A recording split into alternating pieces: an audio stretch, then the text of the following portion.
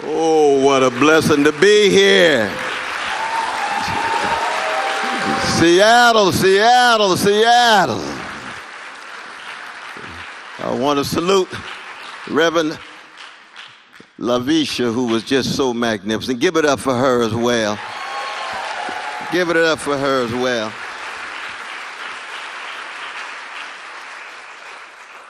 Can you still hear me? Can you still hear me? I just want to get a little closer to you. I don't like all of this distance. You can come with me here. Why? Because there's such a sweet spirit in this place, in such a moment of such overwhelming spiritual decay and moral decrepitude in this country. So it's nice to be in a context where you feel as if there's love and freedom and joy and wounded healing taking place. That is the real thing. And when my dear brother brings tears to my eyes to even look at your brother, say, because we've been at it for almost 35 years, brother. And for two black men to be in such deep love and solidarity and in our right minds and trying to be a force for good without caving in or selling out or giving up. Give it up for my dear brother, Seiko! Seiko! 35 years on the streets, telling the truth, keeping the love real. Oh, what a beautiful thing. He represents so much of the best of not just black genius, but human genius. And genius is not some isolated individual. It is the geniality, it's the largeness of heart, mind, and soul that fuses the life of the mind and the world of the arts and prophetic witness. And he does it with such style and a smile. That's what we're talking about. And his magnificent companion and wife, Reverend Dr. Deonza. Give it up for our dear sister. And she is an artist too. You heard her sing. You heard her sing. Lord, Lord, Lord, I'm just so very blessed to have my beloved wife. Wave though, babe. Just wave. Wave. Just wave to everybody, babe. Dr. Anahita Madavi West. And it turns out that they both marched in the same ceremony with the same PhD on the same day in Chicago. Isn't that something? Say, what we doing, but we must be doing something. Lord have mercy, Lord have mercy. And I want to say this, that for me, the arts and music are not ornamental or decorative. They are constitutive of who I am, and how I love and laugh and try to live. So when I heard the Valley Mountain band come out, and I said, Lord, now I was shaped in Shiloh Baptist Church on the chocolate side of Sacramento, California, with Reverend Willie P. Cook baptizing me. He's out of Brookhaven, Mississippi. I was 7 years old when I was baptized, and I intend to be faithful unto death. I know that Reverend Robert L. Jeffrey from New Hope Missionary Baptist Church. Where are you? Where are you, brother? Where are you? Well, wave at there's my brother. You know what I'm talking about. Same denominational tradition. Now, we had some deep music, but we wasn't sounding like the Valley and Mountain Band. I said, Lord, they had a little Motown and Stax going. And we had James Cleveland and Mahalia Jackson going. Same rich tradition, but different stream and strand. And my vanilla brothers and sisters, I want to tell you this up front now. I want to tell you this up front. That when you saw Brother Casey playing the piano, I know there's another vanilla, but I'm talking about Casey right now. When you saw Brother Casey playing the piano, then he shifted to the bass. He was not playing as a white ally. He's in the band.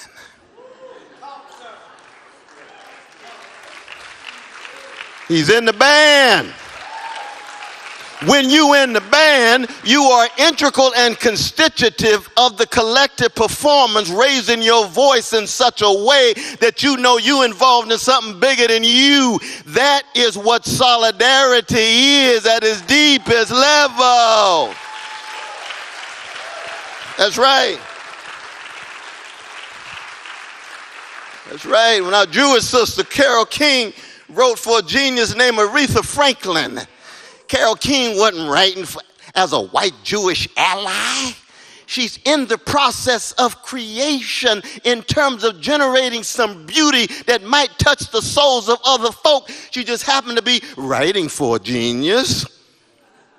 Aretha, out of the Black Baptist tradition. I know that the Kojic brothers and sisters got a lot to say about this. Oh, we love you. We love you, Bishop. We love you, Bishop. And the Donaldson, good God Almighty. Lord.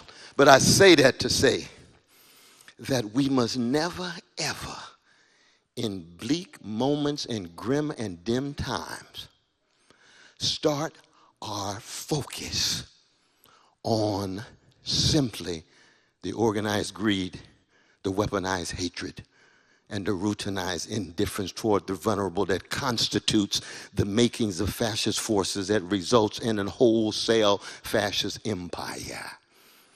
That's not our primary point of reference. We will get there. But if you are not fully armored to invoke the 6th chapter of Ephesians, put on the whole armor, truth, justice, love. And let us be very clear that the soulfulness that you heard in the Freedom Fighters, with this unbelievable artist and freedom fighter himself singing, Deonza singing, and the poetry, where's my dear sister Stacey Ann? Where is she? Where is she? Where is she? The poetry, truth-telling, flowing from her heart and mind and soul and body.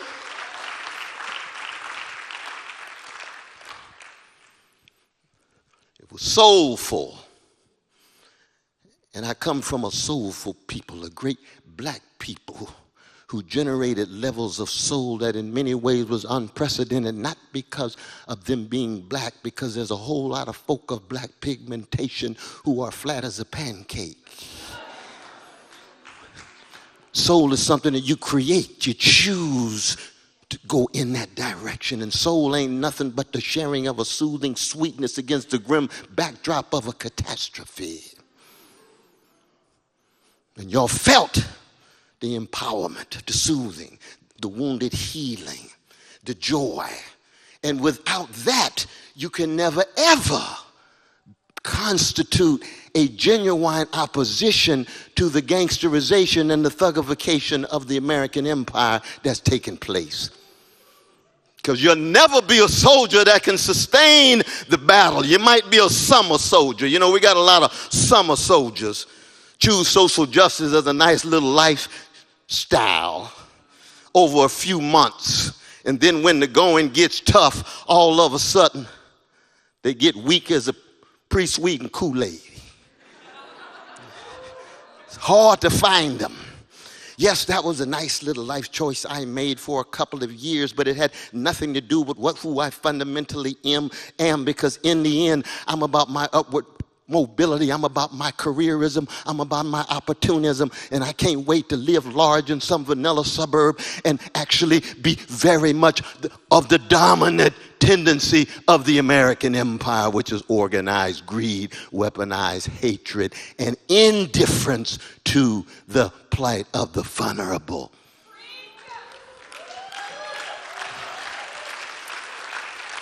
And we should never forget what the great Rabbi Abraham Joshua Heschel used to say, that indifference to evil is more insidious than evil itself.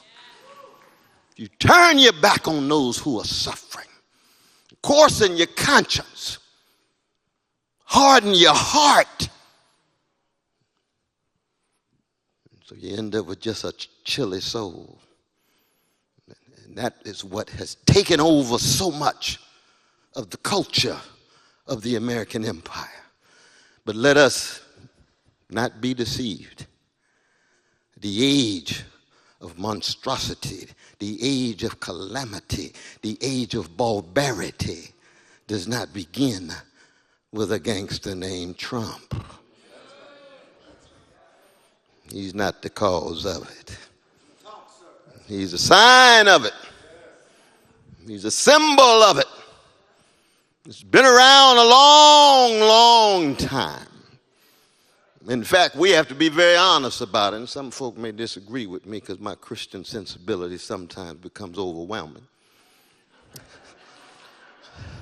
But when I look at the history of the human species, that history is primarily a history of organized greed and weaponized hatred and indifference toward the vulnerable. It's primarily a history of oppression and domination and degradation and subjugation of the relatively vulnerable and weak. And there's only been rich moments of interruption and disruption in which people straighten their backs up. And Brother Martin used to say, anytime, every day people straighten their backs up, they're going somewhere because folk can't ride your back unless it's bent.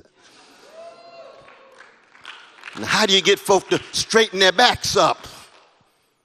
To create moments of interruption.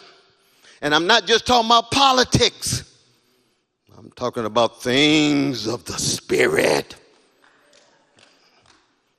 Any justice that's only justice soon degenerates into something less than justice. That's Reinhold Niebuhr. And he's absolutely right. If you don't have deep love at the center of it, then all the talk about justice will run out of gas.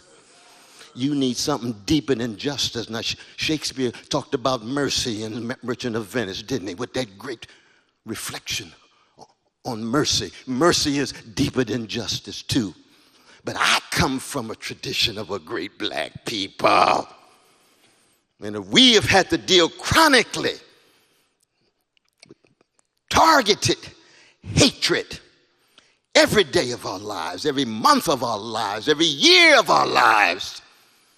And yet we have decided at our best to be love warriors. We have decided at our best to keep track of that hatred, but not simply counter the hatred with another kind of hatred that adds more hatred to the world. That's where Love Supreme of John Coltrane comes from. I know he's AME Zion in formation, same tradition. I'm looking at my brother, one of the greatest public intellectuals of his day, certainly the most influential biblical scholars in the American empire. I met him 40 years ago. Distinguished Professor Aubrey Hendricks, give it up for this brother. He's still at it, he's consistent, he's courageous. Now, he's shaped by AME. I'm Baptist. That's all right. We work it out.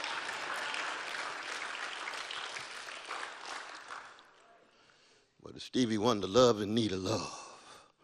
Toni Morrison, be loved. She Catholic. Lord have mercy. Oh, we talk about her feminism, her womanism, her genius, but she's a Catholic too. She got a sacramental conception. And of course, the greatest scholar is Brother Aubrey's wife, the grand Professor Farrah Jasmine Griffin, university professor at Columbia, along with Aubrey as colleague. But the important point is that in a time of monstrosity, and I'm using this because monstrosity is always connected to barbarity and calamity and catastrophe. And for a lot of people, that's a new thing. Oh my God. America connected to catastrophe? You don't say.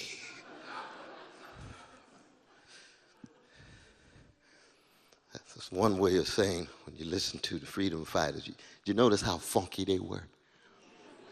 Do you know what funky is? Funk is the opposite of being deodorized. See, America has a deodorized discourse about itself. It's just superficial. It's on the surface. It's in denial. Ask our precious indigenous brothers and sisters about a war that was launched in 1492 and is still going on, and we act as if their suffering is invisible and doesn't count. No, we keep it funky, and the funk looks beneath the superficial lies, and it's in that funk that you see the freedom and the love and the healing and the joy. Oh, yes. Because in the end, of course, we human beings, we ain't nothing but just featherless, two-legged, linguistically conscious creatures born between urine and feces. So we all emerge in the funk of our precious mama's womb. And there's a whole lot of love down there. There's a lot of freedom down there. There's joy down there. There's healing down there.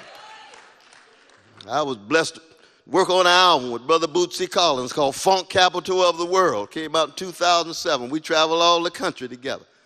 Bobby Womack's last single was on that. And he and Bobby Womack wrote a song called Don't Take My Funk Away. Because most people's funk these days is fake funk. It ain't the real thing. It's a simulacra. It's a distant copy. It looks like it, but it's not, and all you got to do is test it. And how do you test the funk? You can touch it, you can smell it, but in order to smell it, you have to believe in the unseen and the invisible. You got to believe in forces that are deeper than your own sensations. You see? And anytime you're in a moment of monstrosity and calamity and catastrophe, we need sources for our love, for our joy, for our healing, for our freedom that can never, ever be taken away by a Trumpism or a fascism or a white supremacy or a male supremacy or a transphobia or homophobia or any hatred of Jews or Palestinians or Arabs or Muslims or indigenous peoples across the board. And once you have that kind of freedom, then you're willing to follow the anthem of black people, which is lift every, it's not lift every echo. American culture ain't nothing but a series of echoes as extensions of silos of folk who are too cowardly and conformist and complacent to really tell the truth, and you can't tell the truth until you find your voice. Just like you can't be a blues man or a jazz woman till you find your voice. Monk told Train, quit imitating Johnny Hodges of the Duke Ellington Band. Find your voice, Train. How do you do it, Monk? Come to my house and sleep on my couch for a couple of days. I'm going to play you some things. He said, Monk, that sounds wrong. Sometimes wrong is right. Listen, Train. And this is the great John Coltrane. In formation. Tomorrow, the 95th birthday of the greatest living jazz artist. His name is Sonny Rollins. The great Sonny Rollins. Brother Tavis and I, we just had him on the radio show just a couple of days ago. And there's nobody like him. They call him the saxophone colossus. Work time in 1955. And May 24th, 1955, he and Train go into the studio. The only time they make one song together called Tenor Madness. Train is not known at that time. He's lifting as he climbs. He's listening to Dorothy Irene Height. He's listening to the leaders, the Ida B. Wells and Barnetts that say, no matter how high I go, I got to bring other folk with me because I don't want to be some isolated exemplar of American success that reinforces the worst of the system. I want to come with everybody. I'm bringing my whole community with me. I'm bringing Letitia and Ray Ray. I'm bringing Babe Bruh. How come? Because some of us believe that each and every one of us, no matter what color we are, no matter what gender, no matter what sexual orientation, no matter what national identity, have a sanctity and a dignity that no system can take away. No system can take away. And it frees us up. That's why we're willing to talk about some of the most unpopular issues. Not because we're so self-righteous. If you fundamentally believe that a Palestinian baby has the same value as an Israeli baby, and both of those babies are precious, made in the image of a mighty and all-loving God, and you see those babies being crushed, you raise your voices and you hit the streets no matter how unpopular it is. It's not about popularity, it's about integrity and honesty and decency and love and compassion.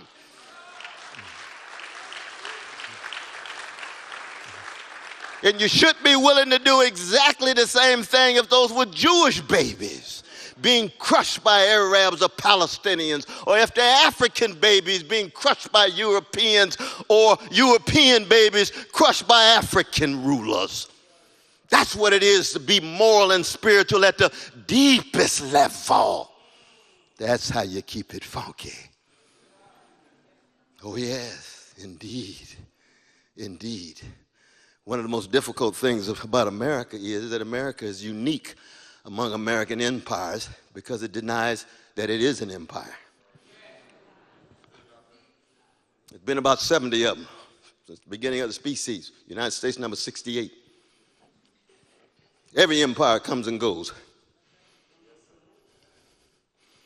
Every empire emerges under certain conditions, sustains itself and thinks it's going to last forever, and tells lies about itself in terms of its origins, in terms of its virtues. And sooner or later, it falls.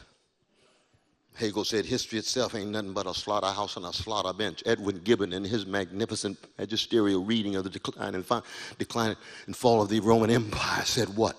Human history seems to be nothing but the register of crimes and follies of humankind. Where are the breakthroughs? Where are the interruptions? Where are the disruptions? Oh, Lord. Here come the love warriors. Here come the freedom fighters. Here come the joy sharers and the wounded healers. We're going to create some interruption. Look at Seattle in 1919. Y'all know what happened to Seattle in 1919 in February? The first general strike in the history of the country. Seattle. The ruling classes went paranoid, occupied the city with troops, started lying on all of the various workers, trying to divide them so that they could be easily conquered. And what were they asking for? Just higher wages. They weren't even calling for a fundamental revolution yet until some of the IWW brothers and sisters got in there with the wobblies. I love my IWW brothers and sisters. But old Seattle got a history. And the result was what? Massive repression. Massive repression. Which means what? Which means you got to be fortified when you embark on telling the truth and bearing witness against forms of monstrosity and catastrophe. Dietrich Bonhoeffer, the great Lutheran prophetic pastor. I know for some folk, prophetic and Lutheran may not always go together. But that's not true. There are prophetic Lutherans, just like there are prophetic Presbyterians and Anglicans, just like there's prophetic Jews, prophetic Catholics like Dorothy Day and Philip Barrigan and Daniel Barrigan. Oh, let's never forget them. There's prophetic agnostics like James Baldwin. And prophetic atheists, who's from the same city as my dear sister Kirsten, who will be in dialogue with Mississippi. That's Richard Wright. You see, prophetic Muslims like Malcolm X. You see, question is, can we generate enough courage connected to magnanimity of character, which is fortitude? Can we sustain our fortitude individually and collectively with solidarity such that we constitute a strong countervailing force against the fascist tendencies of organized greed and weaponized hatred and indifference toward the vulnerable? That becomes the question. And there's no guarantee. We are a wretched species. Been on a projection to self-destruction for a long time. And now we have the capacity to destroy the whole species. Just like America's been on a projection of self-destruction for a long time. That's what Herman Melville meant in Moby Dick. Ahab, who are you? Full of so much. Thank you, my dear brother. I know, and he's always concerned about my flow up here. But I just let it flow, you know what I mean? Like Eddie Laverta, the OJs just start sweating. That's a form of love. Isn't that brother over? That's a form of love. Just keep sweating, god dang it. No, I'm just being. But the point is this. Self-destruction is built in. Every empire has its own forms of barbarity and monstrosity. And the question becomes, how long do you push it back? And when you push it back, we look not just at spiritual wickedness in high places. Yes, it's there. Yes, we've got to organize. Yes, when they attack our precious immigrants, we've got to counter in the best ways we can. Yes, when they attack black people, we got to understand that white supremacy is always set so much at the very center of the American experiment. Yes, when they engage in various attacks on trade union movements, which is one of the weak but crucial, indispensable forms in which working people can protect themselves against predatory capitalist obsession with short-term gain. All those are very important, yes.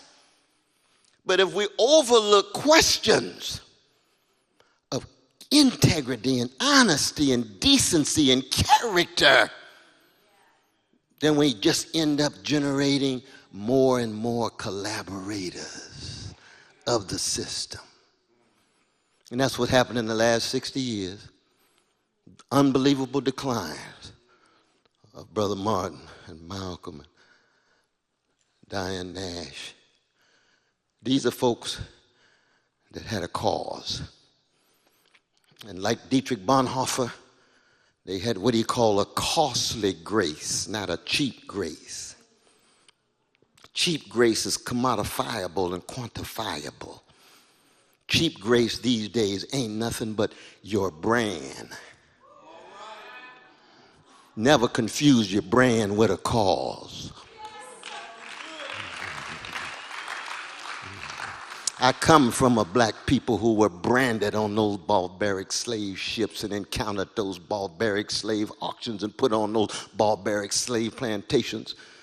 So many folk come up to me, even the young brothers, black brothers, and says, Brother West, I sure love your brand. I said, wait. Just a key sweat moment. Something just ain't right. Don't ever say I have a brand. When I was baptized at Shiloh Baptist Church, when I worked with the Black Panther Party, I never joined because they were atheists. That's fine with me, but I'm just a Jesus-loving free black man, so I take Jesus with me. I decided to follow a cause. And costly grace means you choose a way of life in which it will cost you your life. And the grace that intervenes is the grace that will provide you a deeper life, a more abundant life, a new life. Because there is no life without death, and there's no rebirth without new life. And each and every one of us are here in part because we have undergone a certain kind of learning how to die in order to learn how to live. Because none of y'all were born with the same political sensibilities that you have today. And some of y'all have made long treks almost like Odysseus on his way to see Penelope. Ups and downs, because we all shaped and molded by forces that get us to see things we didn't see and feel things we didn't feel and want to courageously act in a way that we didn't think we can act. That's what it is to undergo learning how to die in order to learn how to live. That's what Dorothy Day meant when she wrote the eulogy for Martin Luther King Jr. Martin Luther King Jr. learned how to die daily. Drop the mic. That's all you got to say. And there's a Jewish brother named Paul who wrote, Christians must learn how to die daily after his particular transformation on the Damascus Road. So it is today. And the only way you do that, in being true to not just the best inside of you, but the best that has been poured into you. I see my dear sister, the Reverend Wangin Joe. We had a marvelous time at your church yesterday. Give it up for our dear sister. We had a wonderful, wonderful time. One-day symposium, First Methodist Church. Full of the love and the joy and the freedom and the healing. Oh, yes, it was. Oh, yes, it was. But if we cannot, by example, word, and deed, make more love, courage, joy, healing contagious, so people can see our works and be convinced that they want to be countervailing forces against the escalating, intensifying, amplifying fascism of this moment. It's not going to be just a matter of just name calling and finger pointing. That doesn't bother Trump and company. Because Trump is not a hypocrite in the narrow sense. You see, hypocrisy is the tribute that vice pays to virtue. If you're a hypocrite, you know what the virtue is. You're just choosing vice. Brother Trump is a dead-up gangster. Dead-up gangster. Gangsters have no standards. It's like Thrasymachus in Plato's Republic. Might makes right. Power dictates morality. I'll say anything, do anything, lie when I want to, because there's no accountability for me. There's no responsibility for me. There's no answerability for me. And I will convince others by instilling fear inside of them, so that if they don't come in my direction, I will target them. And we know that's not going to last. No way. God is not mocked. You're going to reap what you sow. Chickens come home to roost. But the question becomes, what will we do? What kind of character, integrity, honesty, courage will we manifest? What kind of solidarity will we have? Can we sustain the high moral and spiritual standards that have been bequeathed to us by those who came before? That's why we keep talking about Martin King and Edward Said and Rabbi Heschel. These are not pure, pristine people. They got their own faults and foibles, but they chose a way of deep love and freedom and joy and healing and tried to pass it on to us. And my hunch is, in each and every one of the precious families that in this audience, that you got folk who meet that criteria, whose name I don't know. Because I know I do. You don't know about Irene and Clifton West. That's my mom and my daddy. I'll never be one half the human being they were, because they poured something inside of me. So I want to put a smile on their face. And part of their afterlife is at work in my own life. Meaning what? Meaning that I got standards and something I'm willing to take a risk for. Live and even die for. And as Mary Ellen Pleasant used to put it, you can't talk about faith in a time of monsters if you don't acknowledge that in the end, we're going to need some folk who'd rather be a corpse than a coward. Martin King said, I'd rather be dead than afraid. Now, we know martyrdom cannot be normative for the freedom fighter. Everybody got a role to play. But the intensity of the moral energy and the depth of the spiritual witness has to reach that level.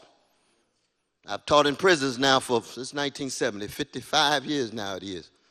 What a blessing with those brothers in prison. A lot of them did some things they shouldn't have done, but those acts don't exhaust their humanity. That's true for each and every one of us. You see. But I always ask him, how many here would take a bullet for your mama? And they all raise their hand. And I say I'm in the right place. Because I got a hook. I got something deeper than their ego, something that goes beyond their narcissism and their hedonism. I got something that connects with them, mediated by a love in which they're willing to sacrifice costly love, connected to costly grace. That's the best of the species. So given the wretchedness of the history of the species, there is something very wonderful about the species because of the capacity to create these moments of interruption, these kairos moments, so that the kenosis, the emptying of ourselves, has an impact on not just powers that be in high places, but also among our own oppressed folks. So we become examples so that they say, oh, all of these superficial celebrities as role models, my God, I see a Sekou over there. I see a Aubrey over there. I see a whole wave of examples of folks who reject the deodorizing sensibilities of superficial celebrities and keep it funky with the deep love and sacrifice. Now, I know you all may have come looking for a whole lot of hope, but I come from a tradition of a blues people. And the blues is not optimistic. Been down so long, the down don't worry me no more. That's why I keep keeping on. That's the blues. Nobody loves me but my mama, and she might be driving too. That's the king of the blues out of Mississippi, just like my dear sister. Strange fruit the southern trees bear. That's catastrophe. But it doesn't allow catastrophe to have the last word. You see?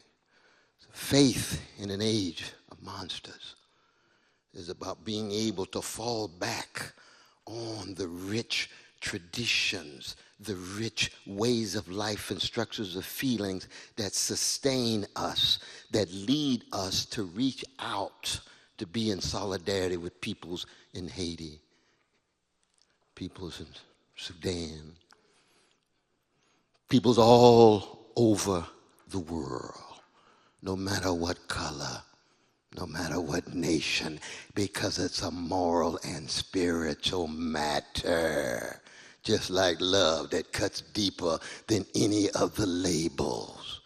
And to the degree to which we can create both moments of interruption, like 1919, moments of disruption, like 1999, Seattle, November, y'all remember that?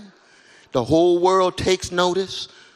All of this corporate globalization with the World Trade Organization ain't nothing but organized greed that's going to push down working people, that's going to generate grotesque wealth inequality in which you're going to have precious human beings who are homeless and unhoused. You're going to have working peoples whose wages remain stagnant, but the folk at the top are breakdancing to the bank. Ooh, how prophetic.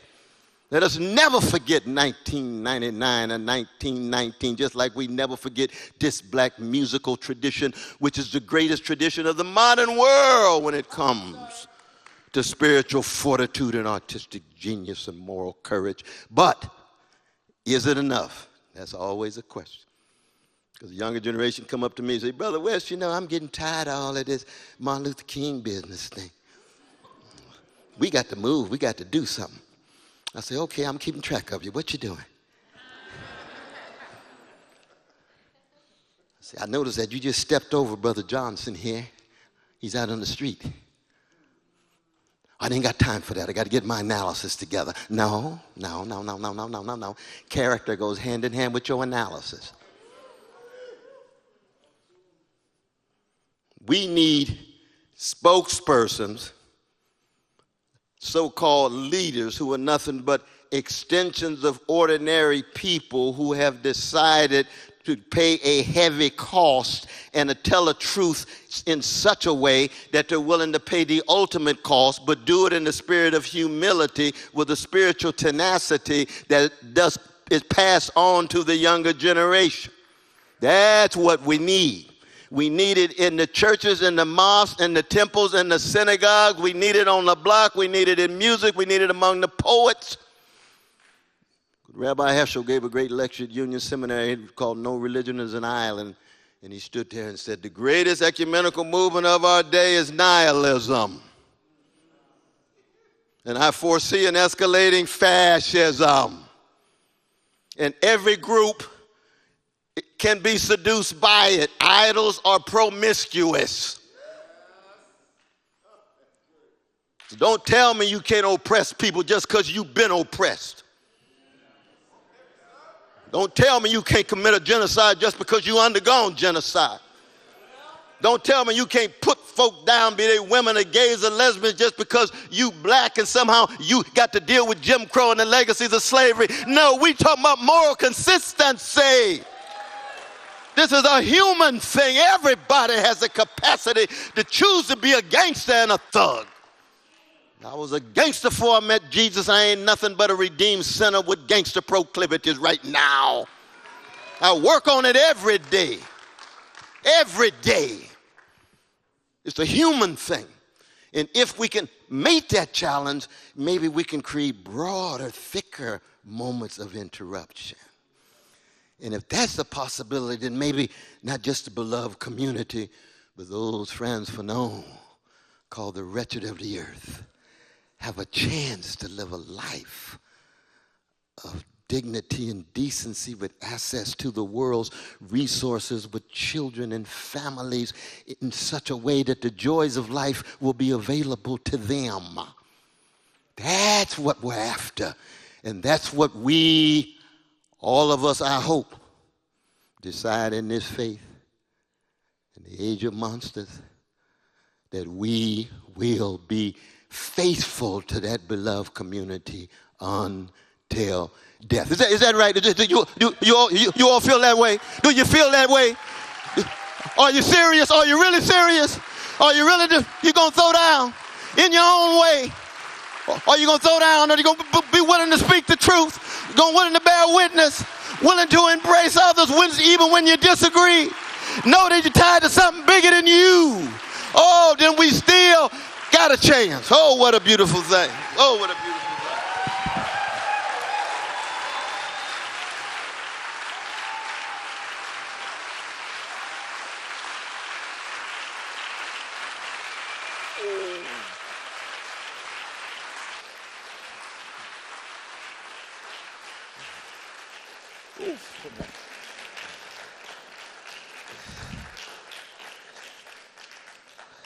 Oh, my dear sister, my dear sister.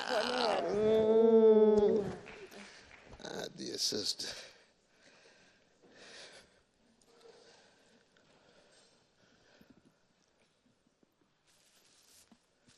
Nobody wants me to do this.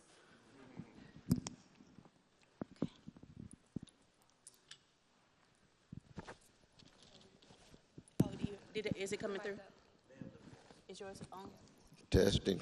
Ooh, yes, it is. Okay, well, I will make a quick announcement and be out of your way. You may have received a card. Anybody get a card? A couple of cards. To conclude the discussion, we will take questions. The way to get your question before the people is to write it on the card, hold it up. It will be collected. I can't see them at the moment, but if you hold them up, they will come get them, and they will be given to our beloveds who are going to speak with us tonight. That sound good? So I introduced Kirsten. Y'all remember that? And what was y'all supposed to do when she get here? Just like Kirsten. Okay.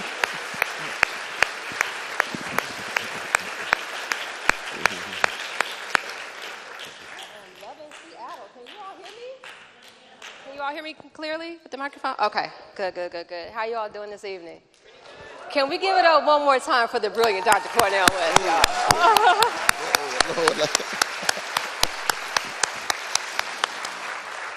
I told him we got to do some kind of testing. He's my cousin. We have to figure it out. We just found out today. So I want to start with what you said earlier in your remarks, Dr. West. You said that we cannot become that which we hate, right? That we cannot replicate the hate that we've seen. And it made me think about Langston Hughes. And he says that Negroes, sweet and docile, meek, humble, and kind, beware the day they change their minds. What do you do with the rage, Dr. West? What do you do with the hurt? What do you do when you're constantly told that your body, your peoples, your community are disposable? What do you do with it? How do you not become that which you hate? Oh, I appreciate the question, but I do want to salute you and the work you do with Kathy Hughes and the others, because you and Tavis and others, even Brother Roland Martin, even given my disagreements with my dear Alpha brother, that we need to have spaces, especially in the black community, where we can raise our voices. Now, this is true for any community, but in the black community, our infrastructures and our institutions are getting more and more weaker and feeble, and we're parasitic on mainstream press. And if you're parasitic on mainstream press, you're in a world of trouble, because not a whole lot of truth-telling and truth-seeking going on there, let alone justice. So I do salute what you're doing. But now, what was your question? What do we do with the rage? Oh, with the rage? Yeah. Oh, yeah, no, I'm with Audre Lorde on this. You know, Yes. that anger and rage can be species of love, can be forms of righteous indignation. Now, see, I do draw radical distinction. Thank you so much, dear brother. Definitely. I draw a radical distinction between righteous indignation predicated on justice versus rage predicated on revenge. Because revenge, again, is that cycling of a hatred and violence. I think it's impossible to be a Christian and not full of hatred. It's impossible. Impossible. It's impossible. Oh, yeah.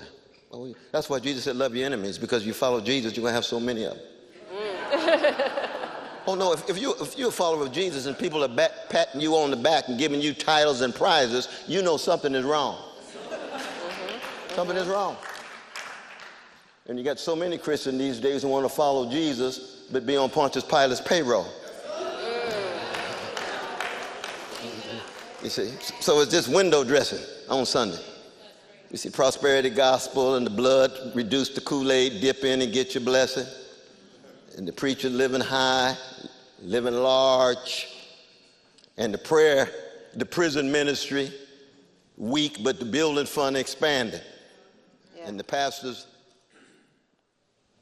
personal fund, overwhelming. Yeah. Overwhelming. My Reverend Cook, when I was coming along, he wouldn't even allow an anniversary for us to give him a penny. We had to put money in his pocket. Now they got ATMs in the church. Now you can see ATM before you see a cross in a lot of churches. Yeah. Now, I'm not talking about every church now. Of course not. You got folks like my dear brother, been at 38 years. We got folks who's cutting against the grain, just like Valley Mountain and so on. But the market forces that are so deep, we see it in the universities. Universities become market models, students as consumers. They don't want to be offended because too many deep questions may hurt them. Hey, what do you think Shakespeare and Dante and Toni Morrison supposed to do to you? Make you feel good about yourself? You're supposed to be pushed against the grain. You're supposed to recognize that your worldview for a moment rests on pudding. That's called education. But if you have a market model of education, you just want something to feel good, so I can get that STEM degree, so I can live so large, have all that money. Then they get the money and they have a joyless life of insatiable pleasures, so they can be titillated and stimulated and distracted and addicted in any way, but their souls are empty and their hearts are vacuous. What a sick society. What a spiritually decayed culture. Now, for black folk, historically, we've been a major counter example. Yeah. We getting weaker and weaker in that regard. Yeah. Much weaker. So we need not only examples, but we need a kind of renaissance. Renaissances are very, very real. The values, right? Revolution of values, and Martin talked about it. And the good news is that the younger generation, they're getting tired of the deodorized superficiality of the culture. They hungry for the real thing, but they're just wondering how to get to it, how to connect. And we don't have enough transgenerational connections of older folk with younger folk to learn from each other. To learn from each other, to be open enough and humble enough to recognize that the young folk know some things I don't know, and I know some things that they don't know. Right. That coming together. So let me talk to you about Asada a little bit, Dr. West. And Asada says, I have never really understood exactly what a liberal is. Am I meddling? Since I have heard liberals express every conceivable opinion on every conceivable subject. She said, as far as I can tell, you have the extreme right who are fascist, racist, capitalist dogs like Ronald Reagan who will come out and let you know where they're coming from. And on the opposite end, you have the left who are supposed to be committed to justice, equality, and human rights, and somewhere between those 2 points is the liberal. As far as I'm concerned, liberal is the most meaningless word in the dictionary. So we've talked about the authoritarian fascist regime in the White House. Yes, yes. But one of the things that cannot get lost is all of these people are not maggots, right? That some of them will say they're blue and they turn red when the lights go off. Ooh. So my question to you is, they'll even say they voted for Obama twice. Twice. How do we build solidarity where there is no trust? Oh, boy, that's a profound question. Because trust is not the kind of thing that falls out of the sky. You see, when we were talking about Casey playing the piano, you see, the only reason why they allow him to play the piano because he can play. He's tried it and true. He's been tested. It's like you're in a foxhole. Somebody you trust, don't make no difference what color. After a while, you can trust them. Trust creates context, a struggle together. Now, Sister Asada, let me say this about my dear sister, because I have a deep love for her, even given certain disagreements, that she's speaking from her own very, very rich experience. And you see, all of us are who we are. Everybody's who they are, not somebody else. And when you lift your voice, you got to speak out of your own experience. You got to say what you mean and mean what you say. Don't pose, don't posture. And what I love about Asada is she's like Malcolm X, she's like Fannie Lou Hamer. She says exactly what she means. It's hard to find that in the culture these days. People will say anything for success, say anything for money, say anything to be on the team, say anything because they don't want to deal with the consequences of criticism coming their way. No, say what's really on your mind. In her experience, she could not depend on liberals. She was a revolutionary.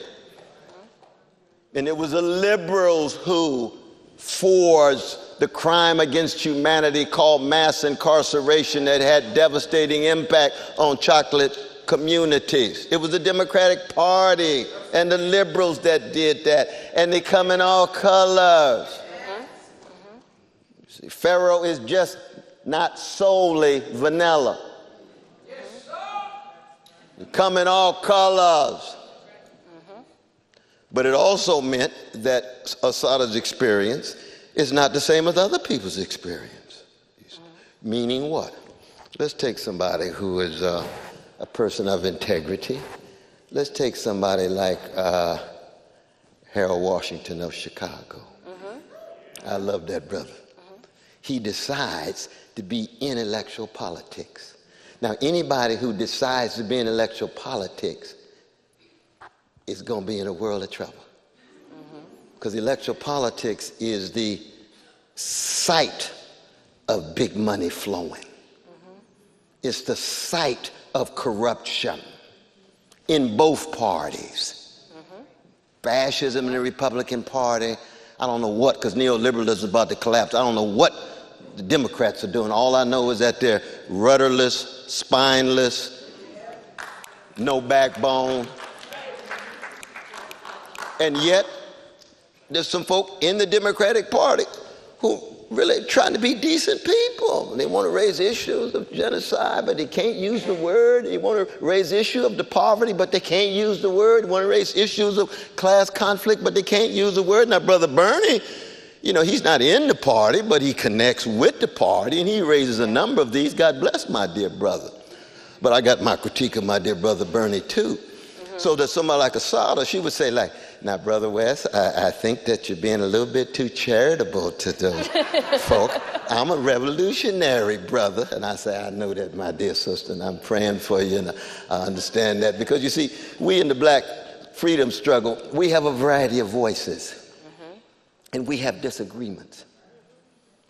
And we got different kinds of figures who are trying to make sense of all of the white supremacy and predatory capitalism and the way in which the globe itself has been shaped so much by transatlantic imperial empires in the last 100 and some years. And she decides, like Huey Newton and the others, to be a wholesale revolutionary. Hey, I think that's being true to herself indeed. But it reminds me, and I'll stop here, of what Brother Martin said in a letter to the Birmingham jail. And what did he say there? He said, the thing that bothers me most is not the Ku Klux Klan, but it's the silence of the white liberals, the conformity of the white liberals. Now, I don't say that in order to trash white liberals. They're human like everybody else. But if you're going to be cowardly, could you let me know early? Just let me know. Just let me know. Just let me know. I want to know. I'm out here swinging. I'm out here fighting. Is that right, Brother Sekou? We out how many times we go to jail together, brother? And we go to jail with who? Michael Lerner, who's passed now. God bless him, Rabbi Lerner. We go to jail when you were clergy and laity concerned. Well, who else? Howard Zinn and so forth. Ferguson with Tef Poe and Tory Russell and all of those magnificent folk, you see. Because when it comes to hitting the road, just like when it comes to hitting the notes, you got to hit it. You got to connect. You got to be part of the collective effort that makes the whole effort stronger because you are there. And if white liberals, white moderates, white, and we're not just white now, we're talking about black liberals too.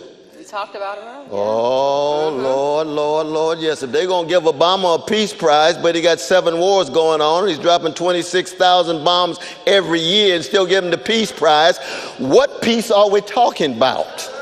Could you break that down to me, please? I just want to know what peace you're talking about. Well, he was better than the right-wing Republican. Oh, absolutely. That bar is so low, I could grab a Negro off the street and make him higher than that bar. But I'm talking about truth. I'm talking about justice. I'm talking about courage. Shoot, they got shirts with Obama, Martin, Malcolm, Ella Baker, and Fannie Lou Hamer. I said, hey. Something's wrong with that picture. Something is deeply wrong. That's like putting me on the same thing as Coltrane, Sonny Rollins, and no, take me off that thing. I can't play no horn. Shit. We got to keep the standards up. These people didn't love us for nothing. They didn't die in vain. And all of us in the end will fall short. Why? Because in the end, they fell short. We were talking about that this afternoon. Toni Morrison, my dear sister, I was blessed to teach with for so many years at Princeton. Oh, honey, I just didn't do what I wanted to do in Beloved. What you mean, Toni? Well, I tried to do this, and I thought about this, and I thought about this, but I took it to the heights of what I can. I think it's good enough for me. I think it's good enough for a whole lot of people. That's what it is to be in a perennial quest for artistic excellence and greatness. That's what the great Alfred North Whitehead called a noble discontent. A noble discontent. Too many of our leaders, especially mainstream moderates, liberals, neoliberals, have a wretched contentment. You mentioned the Black Panther Party earlier, and I thought about Fred Hampton, who said, Oh, Fred, yeah. He said that racism was often a justification for capitalism. Yes. And then Dr. King, I hold that in tension with Dr. King, who's talked about the drum major instinct in Birmingham. He was in Birmingham, and he said to the jailers, you should be out there marching with us every chance you get, because you can't even afford to send your children to school. So how do we build a working class revolution that crosses genders, crosses generations, all these different ways we intersect, without still losing sight of the fact that Black people, brown people, indigenous people are still the most hurt by this capitalist system we live in? Yeah, no, you're so true, my dear sister. And you see, racism is a particular way of justifying and reproducing capitalism, but that's not the sole function. It has a number of different functions. Right. You see, when they attack Black beauty and Black intelligence and Black morality, that's not all reducible to just an economic strategy. There's something psychic going on. There's something physical going on. But racism is a crucial tool. Right. Absolutely. And I know Brother Fred would probably agree with me as well in that. But when he called for a rainbow coalition many years before Jesse did, but as a revolutionary, I think he understood that, you see, in a capitalist society, if you don't have, to some degree, an organized working class that can be a countervailing force against the greed of the bosses and the ruling class, that no matter how strong your movements may be, without that organized working class, the ends of those movements will tend to be co-opted by the ruling class. Yeah. And that's what happened in the last 60 years. There wouldn't be one Black professional in America today if there were not rebellions of the masses of Black people in 1965 in Watts, in Detroit, and Newark in 1967. And when Martin was shot down like a dog, there was 161 rebellions in America. Those are the rebellions that opened the doors for folk like me. When I went to Harvard, I didn't go to Harvard because there was some intellectual renaissance of Black people. Harvard was white supremacist. It was vicious Jewish quotas and vicious anti-Catholic sensibilities. But when the masses of Black people rose up and constituted a threat to the status quo, they said, oh, we better make a place for these Black middle class folk. We need some Black professionals. We need cushions. We need some folk that might calm these people down.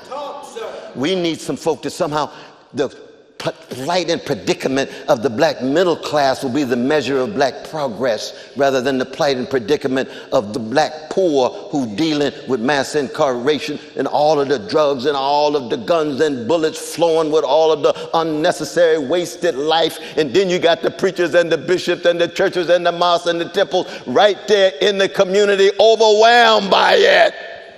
I can talk to the Asker bishops right now. How many funerals have you had to give of precious Black children as a result of this larger sick system? But for the Black middle classes, too many of them, not all, but too many of them became indifferent and became obsessed with their careers and their professional opportunities. You see, my mother, who's got a school named after her, Irene B. West, God bless her. She used to teach vacation Bible schools, 2 sessions every summer after she had been first grade teacher and principal. These days, if you're a principal, it's much better just to go to Martha's Vineyard and parade around like you're a peacock so everybody can see how successful you are. And I can hear my mama saying, honey, peacocks strut because they can't fly. No, I don't need to go to no Martha's Vineyard. I'm standing here with the kids. And these kids don't even need to be members of Shiloh Baptist Church. We teach them how to read. We read books of Psalms, we read the book of Job, we read about Jesus, so maybe I can touch one of them or two of them, so maybe I can keep my legacy alive. I don't want just my children. Their children are same as your children. Don't you ever think you better than them, little Cornel. I said, I never will, Mama, I never will. That's a legacy. That's a choice that you make, and you see it in their examples. I didn't just have to read it. I could touch them. Yes, sir. Like Lavondale and Lillian and Grandma Houston and Granddad James Thomas out of Jim Crow, Arkansas, Zent, Arkansas. That's where Sekou comes from. And look at him now. Named by Stokely Carmichael and named by Kwame Ture. And Kwame Ture is about as Christian in dogma as I am Norwegian.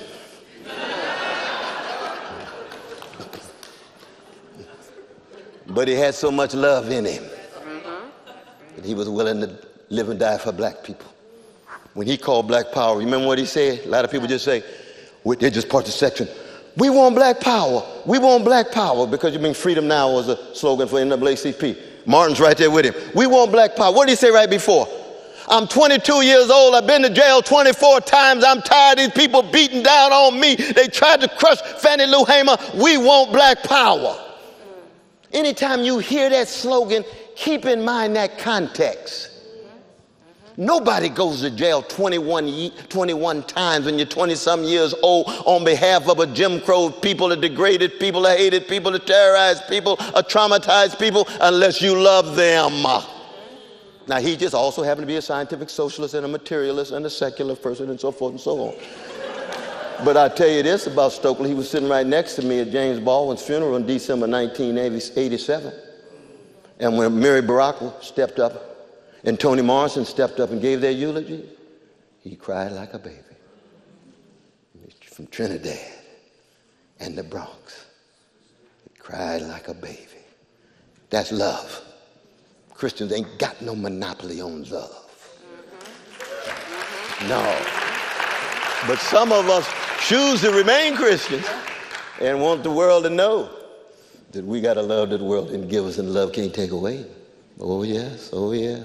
And you said Amiri Baraka, and we talked about this earlier, he said in Wise Eye, if you ever find yourself somewhere lost and surrounded by your enemies, who won't let you speak in your own language, who destroy your statues and instruments, who ban your own boom ba boom, then you are in trouble, deep trouble. They ban your own boom ba boom, you are in deep trouble, and it will probably take you several hundred years to get out. Good God Almighty. How do we keep our own boom ba boom in this moment when we're surrounded by enemies? Whoo, Lord have mercy. Brother Aubrey worked with Mary Baraka, didn't you, brother? Yes, sir. Spirit House, Newark, New Jersey? Yeah, until the end of his life. Lord, until the end of his life. We were there at the funeral together. And it was very interesting at the funeral, wasn't it? Because they walked in with just a closer walk with thee. Everybody said, dang, I thought Baraka had let Christianity go a long time ago. His daddy was a deacon, Old Man Jones, in Bethany Baptist Church.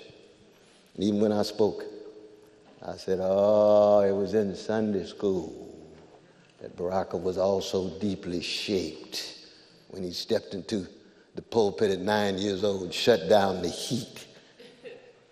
In Newark, it gets cold in the wintertime. And he said, y'all ain't nothing but hypocrites. And I'm 9 years old and I can see it. And I'm not going to turn this heat back on until you start acting right. And somebody said, Negro, you better get on out of here. But he already was on fire. He's on fire.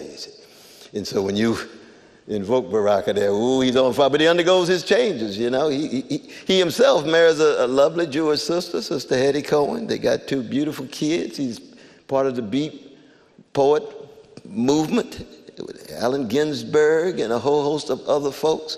Then Malcolm is shot. He moves to Harlem. He's a black nationalist. I think he was a Muslim for a little while, wasn't he?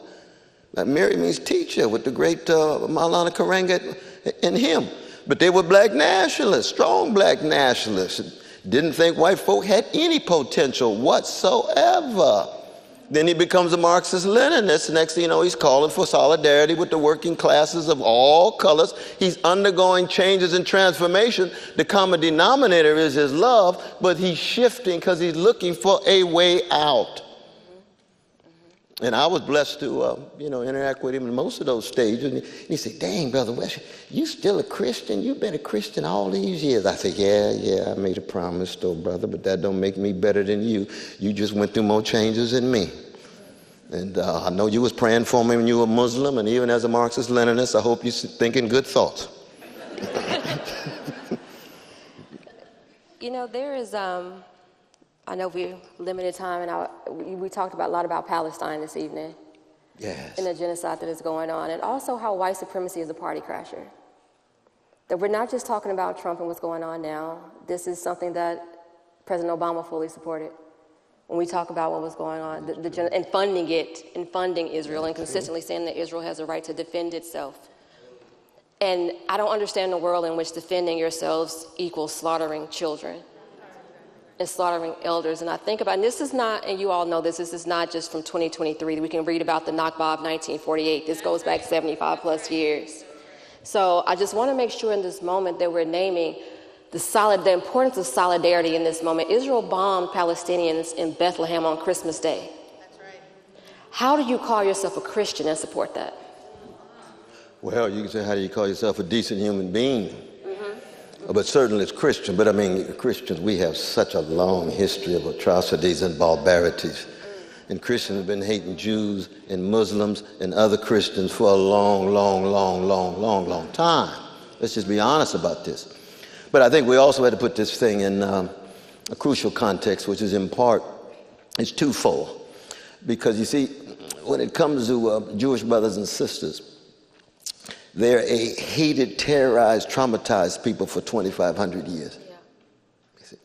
So that the levels of trust of others is going to be difficult to forge because they feel as if they're in a world all by themselves and abandoned. And this is even before Hitler.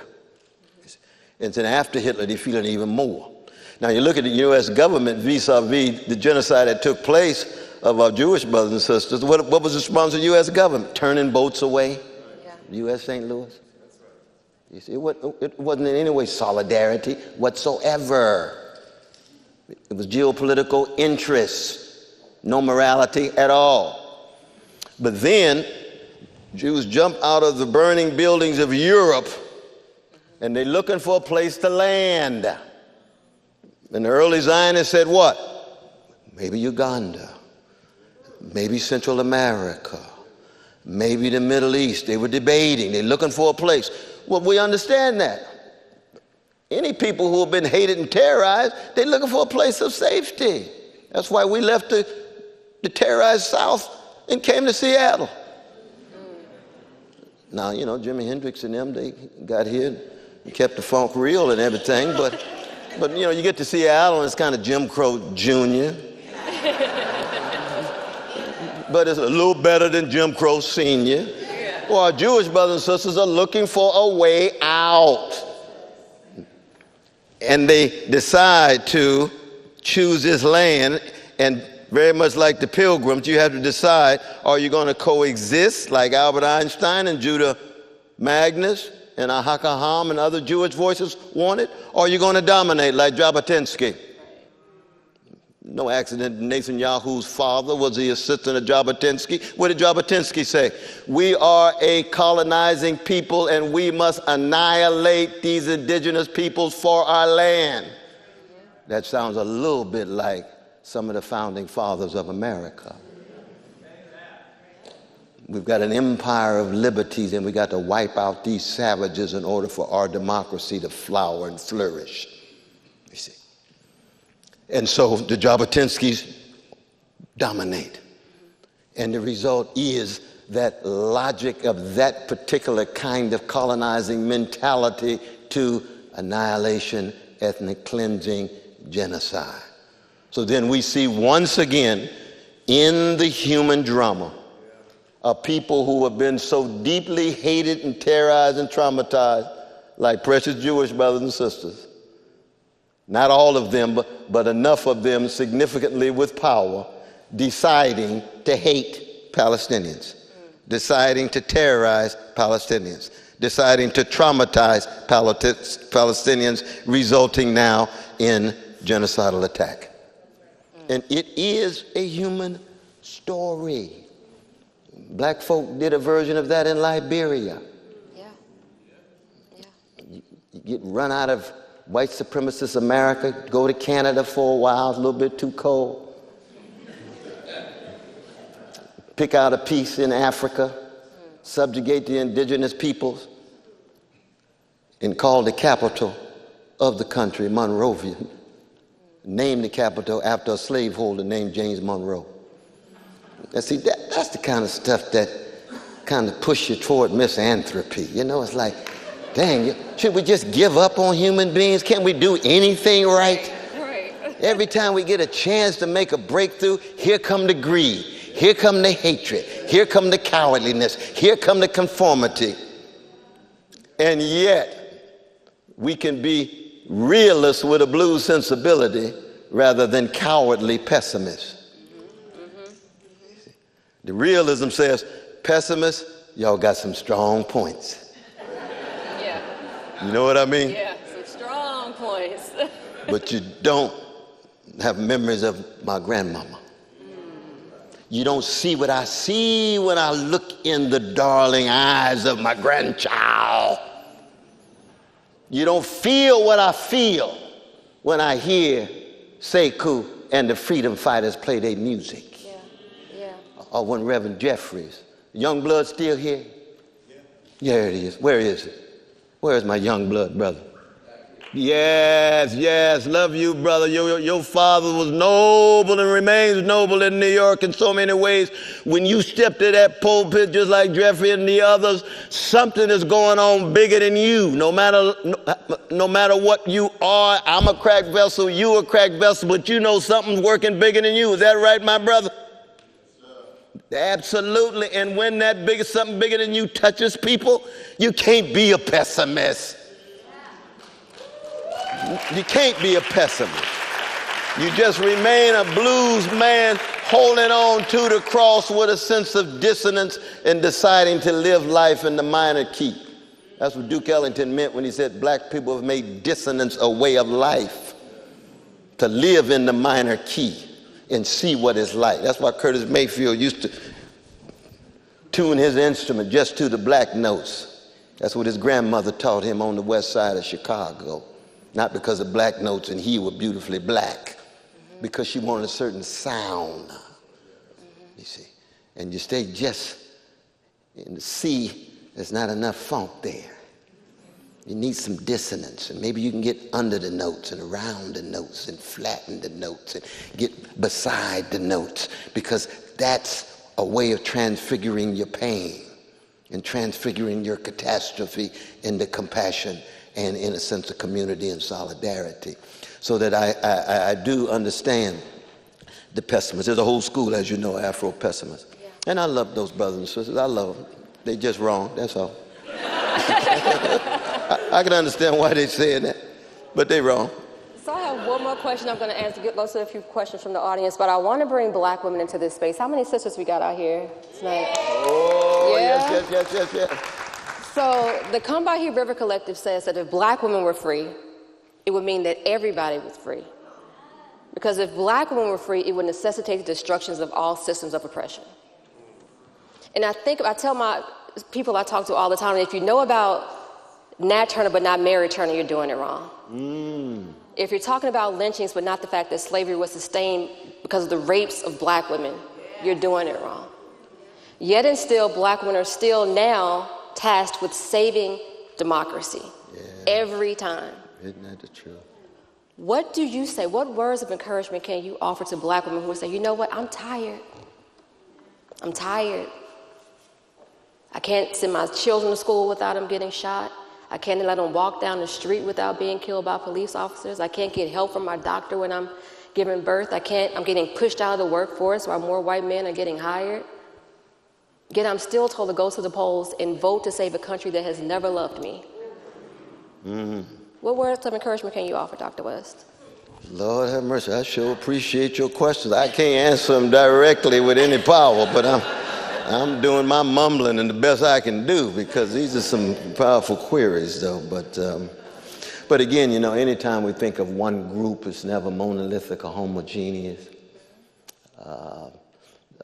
Sada Shakur is different than Kamala Harris. Yes. You know what I mean? Yes. The gathering that took place that made that statement, most of them were revolutionaries. You see, so they did have a deep sensitivity to indigenous peoples and issues of class and empire, as well as race and class and sexuality and so forth. Yeah. That's not true for every black woman. It is not true.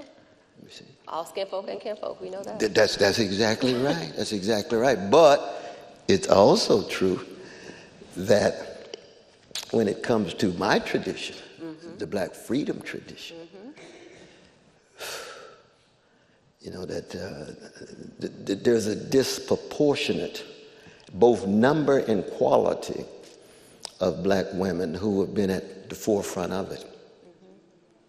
Very much so. You can even think in the music. You say, I don't really think we have a black male that's comparable to Sarah Vaughan or Billie Holiday. Yes. Nina Simone. Johnny Hartman's a candidate. Nat King Cole comes close, but both of them would get down on their knees when Sarah walked in. You see what I mean? Or when Aretha walked in, or when Mahalia walked in, or when Bessie Smith walked in, or when Ma Rainey walked in, and we ain't even got to Chaka Khan. I mean, there is a disproportionate number of genius at the highest level. Yes, sir. See, the black intellectual tradition is the only intellectual tradition where women have been the originary, pioneering figures of every major genre. And Plato, public speaking, Maria Evans, Harriet Jacobs, Lorraine Hansberry remains one of the greatest of all playwrights. Now, August Wilson has his own genius, no doubt about that. But Lorraine's dead at 34, and she's done as much as he did his whole life almost. Both of them giants. I know August spent a little time here, didn't he? He came by here, but he's basically from Pittsburgh. We know that. But so that I'm just giving you examples of this in this regard. Now, when women don't have access to certain things, then you're not going to have a woman like John Coltrane, because he didn't have access to the saxophone playing. But give him the piano, Mary Lou Williams going to take you places that Monk is glad to go, and thanks her very much for teaching him. So that your point is a strong one, because the love that black women have had for black people and their children and their community, so that the Ida B. Wellses and others are just overflowing with love. Reminds me of the Bel Shem Tov in the Jewish tradition. Overflowing with joy and love all the time. How do you have so much love? It's called overlove. Remember that line in Sly the Family Song? Sly and the Family Stones? When Larry Grant, I'm loving, over loving. I say, Larry, how you gonna over love, brother? I don't know, it just came to me, man.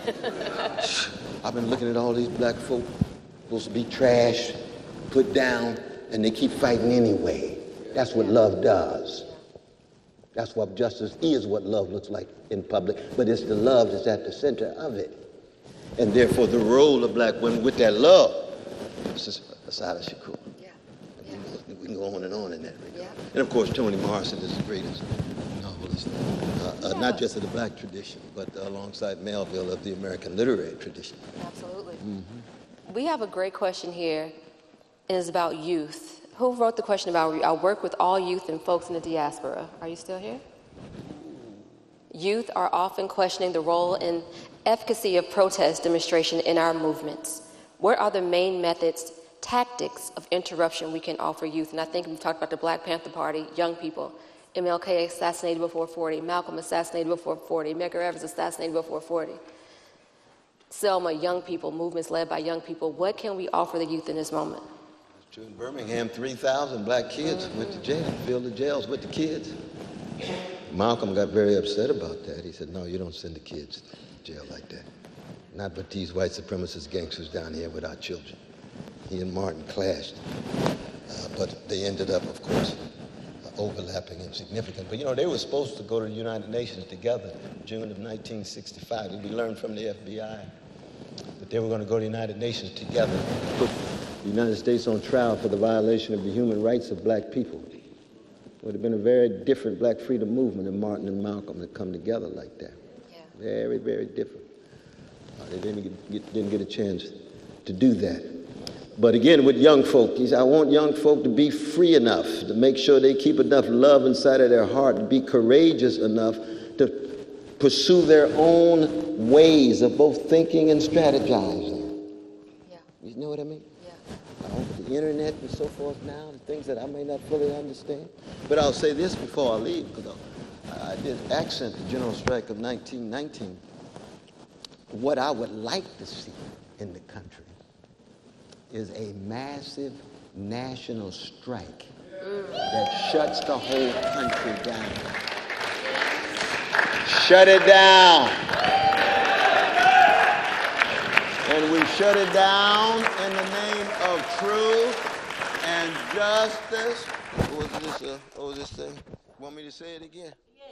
Say it again. Shut it down. Shut it down in the name of truth and justice, and we keep the love in it. How come? Because it looks as if so often our other strategies are not effective. They get co-opted and people get deeply disenchanted. No. Everyday people, in the language of Sly Stone, ordinary people in the name of James Cleveland, we do have power, spiritual power, moral power, political power, economic power, and it's not parasitic on a corrupt political system. We got to find ways of manifesting our power, and one of the ways you do it is a general strike and shut it down, and everybody has to take notice of what's going on in the present.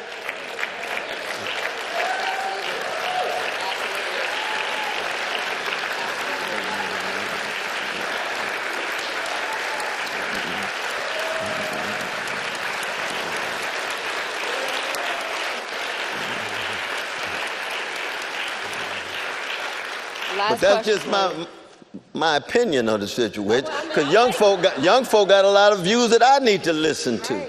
Right. Absolutely.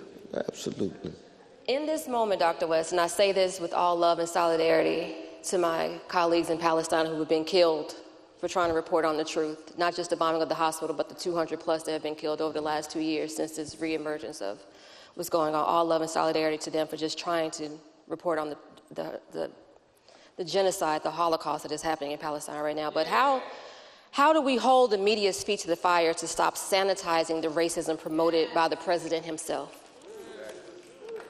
Yeah, God, that's so true. I mean, I think one of the sadder features of the American empire is a sign of just how spiritually sick we become as a culture, that when it comes to international law and human rights that we've talked about for decades, and we see the massive violation of it, and most folk in high places can't say a mumbling word. You think about the university presidents and the academicians that talk about how sacred the universities are, and academic freedom is so sacred, and you got 30 universities completely destroyed and demolished in Gaza, and not a mumbling word from an organized group of professors or university professors, presidents. Or the medical doctors that talk about how sacred the Hippocratic Oath is, and how we're going to make sure that no hospitals are ever touched.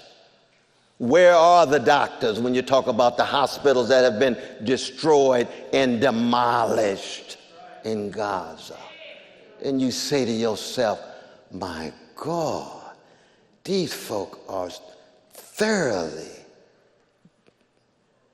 hypocritical and even gangster-like. They'll say anything. They don't mean it. Just like 5 years ago when Brother Floyd was publicly lynched, and everybody's breakdancing about DEI and how this is indispensable and integral And then when it's time to get tested, it's like cotton candy. Poof. Gone. Oh, you really didn't mean it. You thought that I meant it? You thought that I had integrity? You thought that I was honest? You thought that I was consistent? Don't you know who I am? Well, I know now. See what I mean? And again, I don't say this to put people down. We got to engage in truth-telling about ourselves, because all of us fall short. We got to engage in truth-telling about our own communities, because every community, no matter who they are, no matter what religion, is wrestling with greed and hatred and indifference. And we got to tell the truth about the spiritual wickedness in high places. You see, because by the time you get up there, then we understand why the professors, the university presidents, the doctors, the journalists, mainstream can't say a mumbling word about their precious colleagues who have been shot down and murdered. Again, Lord, do we give up on humanity? We such a wretched species. My God, we need Rabelais. Help us. We need Jonathan Swift. Help us. We need Mark Twain at the end. You all know that famous reflection of Mark Twain? This damn human race ain't got no potential. I invested in it in terms of faith. I've lost my faith. Mark, that's not really true, because that sentence is so beautiful. Yes. And if, like Samuel Beckett, if all you can do is sing a song of pessimism, the song itself is a countervailing force against the pessimism. Just like Mark Twain's language, the language itself is shot through with such vivacity that no matter how bleak it is, there is a color and a spirit in the very language that he's using against the sadness that he's expressing. And if we raise that to Mark Twain, he probably said, well, Brother West, I see what you're saying. You probably come from that chocolate side. You know, I used your black speeches and black language in Huckleberry's Finn, which is often viewed as the Bible of American literature. I learned from these black folk. Ooh, I see. So did Faulkner in Sound and Fury with Delsey, that last great chapter with that black humanity as a countervailing force against that white supremacy, written by a white supremacist but genius named William Faulkner. Ooh, how complicated we human beings are. That's exactly right. All of us shot through with contradictions and incongruities, dealing with our fears and insecurities and anxieties, but at our best, here come the love, here come the joy, here come the freedom, here come the healing, here come the style. And that doesn't mean that everybody got the same grooves. We had a white sister at Shiloh, was in the choir.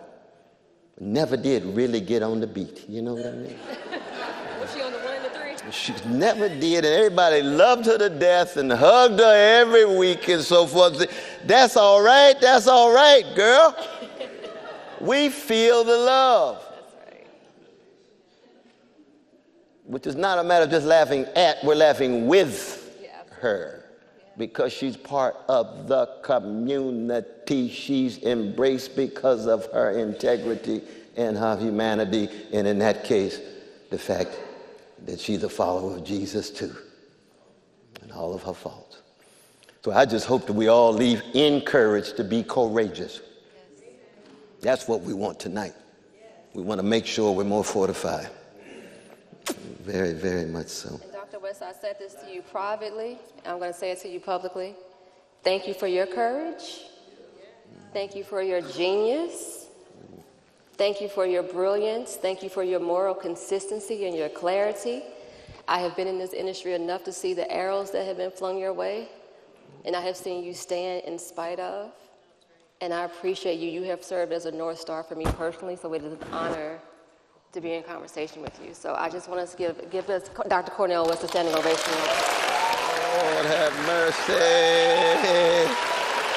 Oh, Lord, my dear sister. Oh,